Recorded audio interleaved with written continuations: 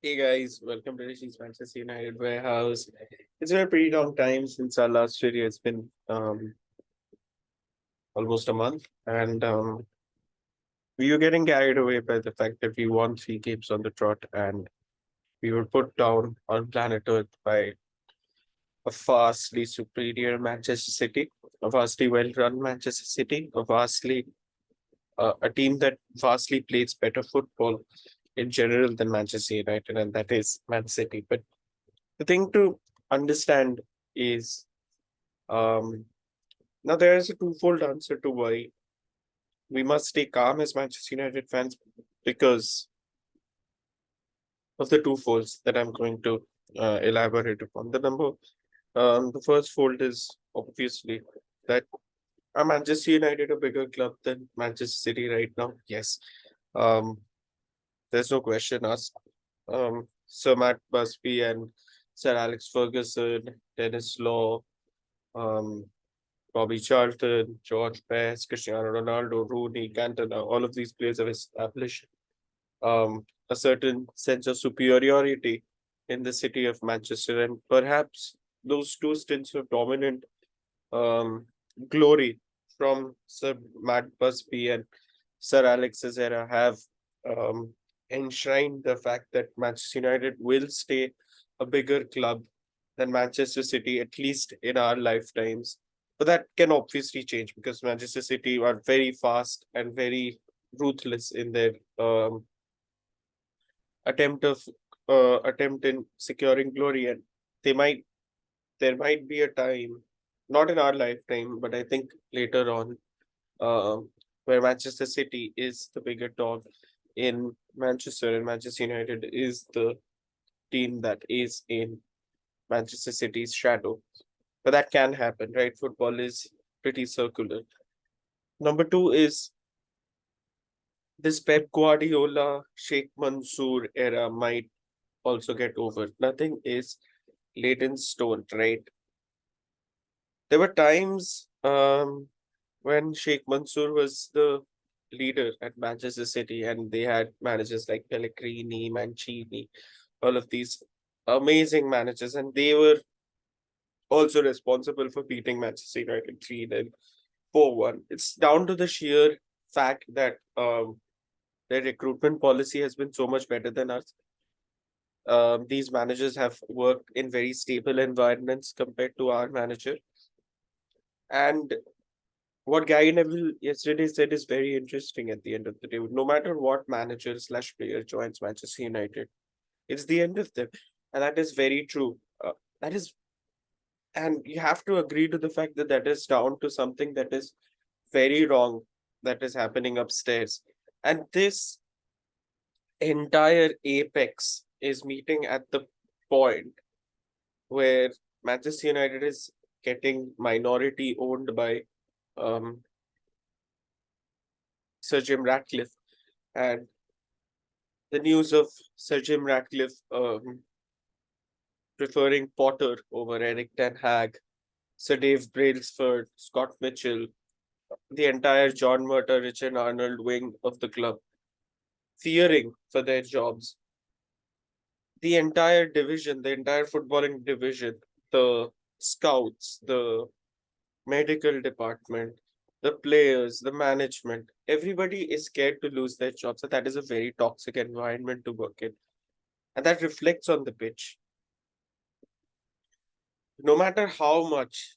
Now, if you look at the players that have nothing to lose, Harry Maguire, he has stepped up his game because he knows that he'll be sold anyways, but he has been playing well. Um, and that like in this situation that needs to be adopted by most Manchester United players, but they're not because of their shitty attitude. And I will not like want to call out Eric Ten Hag for this. But like one interesting thing that I want to say regarding his tactics is um why have you bought Mount if you're not going to play him? It's like one criticism I have for Eric Ten Hag. He was brilliant against the two or three games that we lost. He was good against Crystal Palace both legs. I think he did not play against Galatasaray. He was good against the opponent that played after that game. And I think Mount deserves to start over players like Scott McTominay at least. If there is, we're going to play a pivot in the middle, and that's Sufyan Amrabat. I think you can start Mount and Ericsson over Ericsson and Scott McTominay. And you cannot remove defensive cover against Manchester City in the Manchester derby. You cannot remove Amrabat, no matter how bad he is. If you don't have a defensive midfielder, you put in another centre back. Do something to not be embarrassed. Sir Bobby Charlton's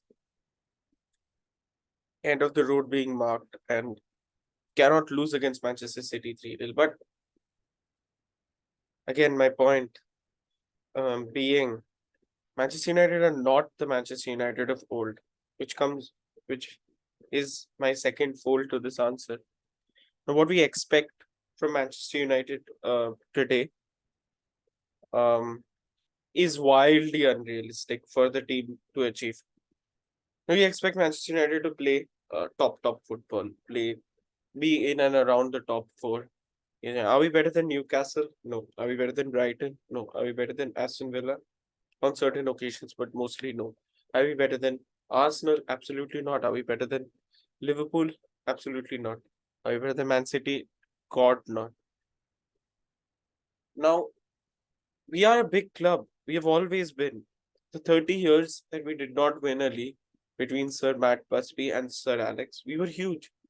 But we did not win the league. And maybe this is another drought that has come up. Liverpool were a big club between the 30 years of their league titles. I remember in my childhood they used to finish 10th, but they were still a very big club. So these are circularities in football every fan has to navigate through. Yes, we are frustrated. Yes, we want the manager's head, but you have to give the manager time.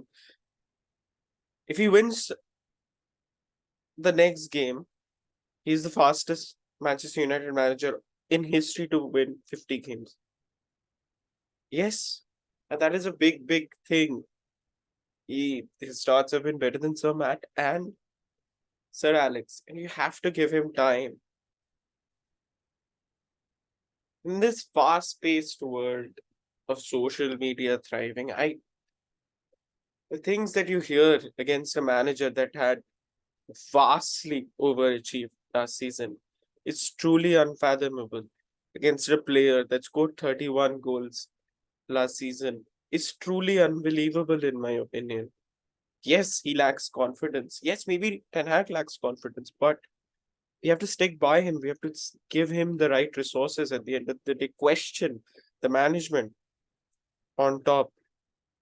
Fix the uh, transition period between who is going to take this football club forward. Decide on that. Clear the 800 million pounds in debt that we have. Bring in nice scouts. Bring in a proper football management department. Manchester United have been run very badly. And maybe it's down to us as well. The Manchester United never finish outside the European places minus the one David Moyes season. We will somehow get through, get the Europa League at least. And some fans will be like, no, I don't want the Europa League.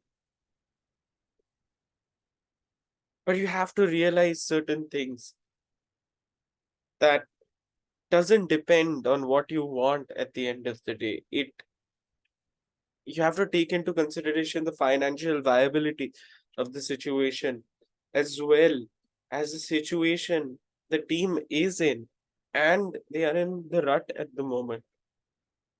Will I take a European spot? Will I take a Europa League spot right now? I don't know, I might, but I cannot see Manchester United finishing 10th or 11th this season, and I think we won't.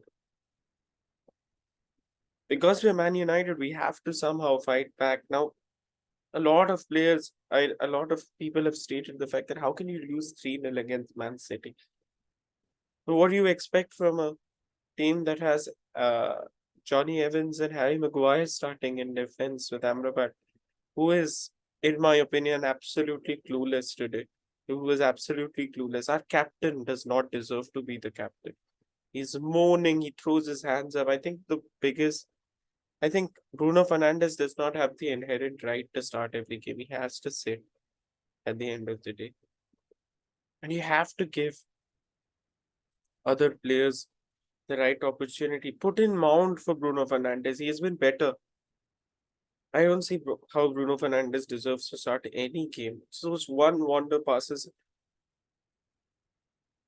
And I'd say give Rashford the break. I love Marcus Rashford. I think he's our best player, but give him 2 games off. Help him rethink. Why does he play better for England than us? It's because of the attacking threat right next to him, present all the times, in aid of him, in aid of his talents. Why has Saka flourished so much at Arsenal? It's because of the players playing behind and right next to him, right?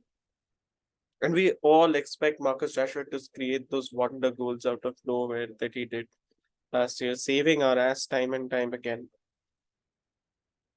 But cars do run out of energy. They need a battery replacement sometimes. A mechanical watch needs to be wound up. A quartz watch's battery needs to be changed. Sometimes you have to keep that magnificent watch in your collection on the side. Keep it for 2 days. Let it take rest. Put in youngsters and maybe slowly integrate them back to the squad. I'm not going to say I'm Ten Hag out. I'm not going to bash him. He certainly tried to make he's certainly a very credible manager at the end of the day. And he's certainly a very credible Manchester United manager at the end of the day, given his last season. And he understands the players better. I can only say bad things about Eric Ten Hag when he has all the resources that he needs to succeed, and right now he doesn't. Even the bare minimum, even his bare minimum players that were staples in our squad last year, but he deserves time. You cannot sack Eric Ten Hag. It's up to the players as well. I mean, the coach doesn't play football, the players do. And what was a decent first half performance turned into a nightmare second half performance. And yeah, I mean, it was out of the players at the end of the day. The one positive I have from this entire match, the two positives are Harry Maguire and Andre Onana, who were the positives against Copenhagen. And I think they're showing immense heart and you cannot drop them. No way.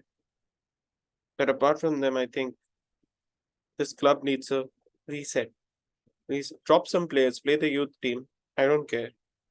I mean, what can you do, right?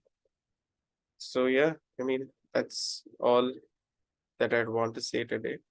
Hoping for the best this season till now. Thanks.